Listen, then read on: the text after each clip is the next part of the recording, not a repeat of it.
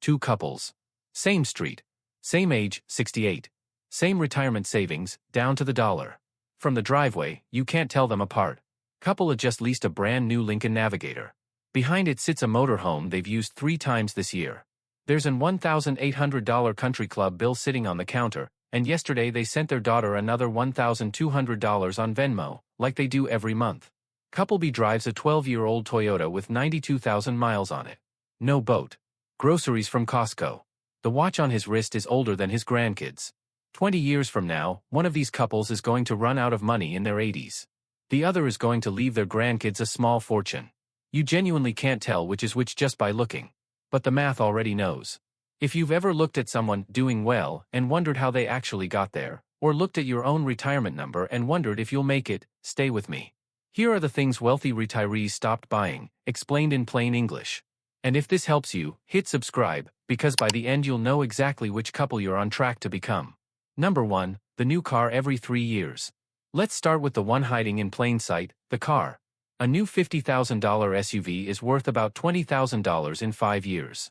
That's $30,000, gone. Not stolen, not spent. Just disappeared, while it sat in your driveway. Here's the wild part, research on millionaires found that most of them drive Toyotas, not BMWs. Most buy used cars. The average American spends about 30% of their entire net worth on cars over their lifetime. Millionaires spend about 1%. Meanwhile, the guy leasing a new BMW every 3 years, rolling one loan into the next, paying $850 a month forever? He's not getting a deal. He's renting status at $850 a month from a man in a polo shirt. If you just keep a car for 10 years instead of trading it in every 3, that decision alone, by the time you're 80, is worth around $400,000. That's not a car. That's a second retirement. Number 2, boats and RVs. Next, boats and RVs. The trophies of regret. You've heard the joke, the 2 best days of owning a boat are the day you buy it and the day you sell it. It's a joke because it's painfully true. A new RV loses 20 to 30% of its value the first year. A big motorhome loses more than half its value in 10 years. And the whole time you own it, you're paying for storage, insurance, and fuel easily $3,000 to $8,000 a year. Here's a number that should stop you cold. There are nearly 5 times more boat owners in America than there are people who left behind an estate worth $1 million. In plain English, almost everyone with a boat can't actually afford it. Real example, a couple spends $150,000 on a motorhome at 65. Over 10 years, fuel, maintenance, storage, and the value it loses, costs them about $107,000. They use it 11 weeks total. That's almost $9,700 per week of vacation. For that money, you could rent a villa in Tuscany with someone bringing you breakfast every morning. Instead, you're emptying a sewage tank in the rain at a campground in Kansas. The wealthy retirees didn't make that trade. When they want the RV experience, they just rent one for the week. Then they hand the keys back. Number 3, timeshares. Now, timeshares. This one is almost funny. Go on eBay right now and search timeshare. You'll find listings for $1. Not $1,000, $1. Some owners will practically pay you to take it off their hands, just to stop the fees. People pay $20,000 to $40,000 to buy these from the company.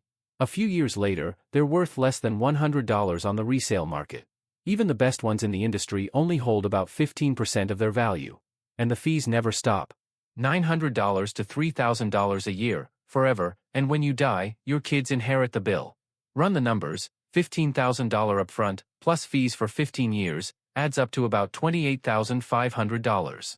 That works out to over $270 per night, for a hotel room you can only use at one place, one time of year.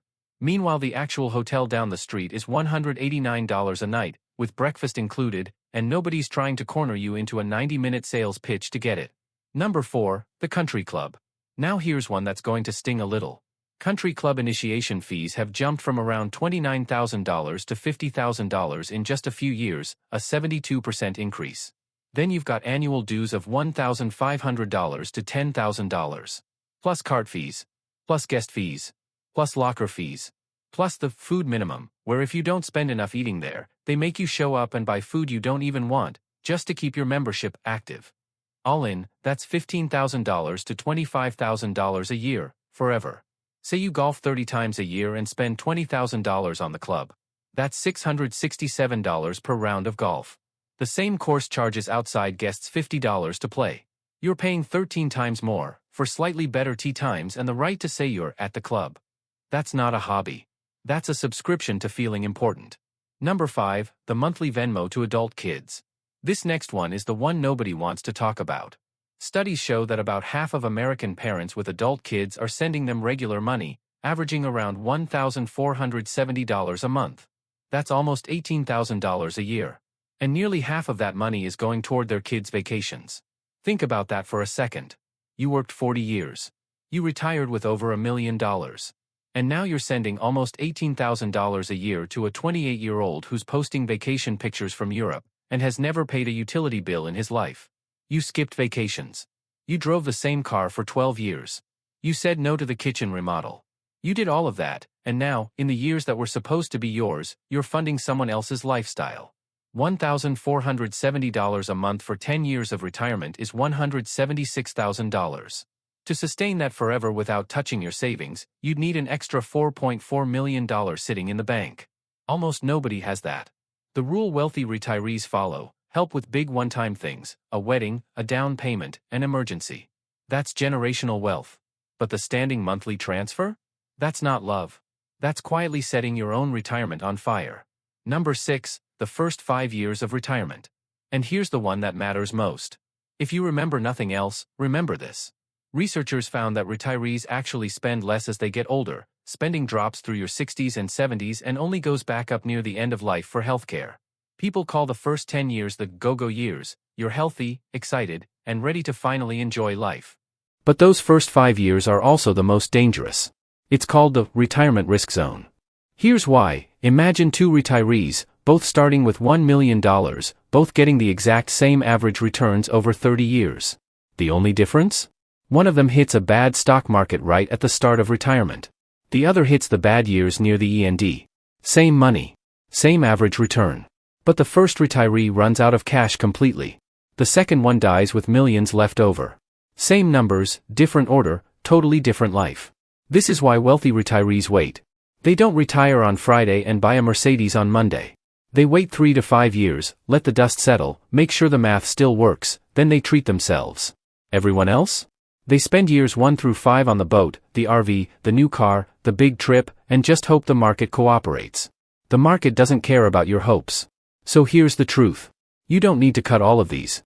Retirement is supposed to be enjoyable. The goal isn't to spend nothing. But just pick 3. Drop the new car cycle. Walk away from the country club. Stop the monthly Venmo. That alone is about $47,000 a year you're no longer burning.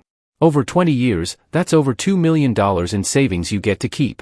That's the entire difference between couple A and couple B on that cul-de-sac. Same income. Same starting money. Same life on the surface. But one of them dies rich.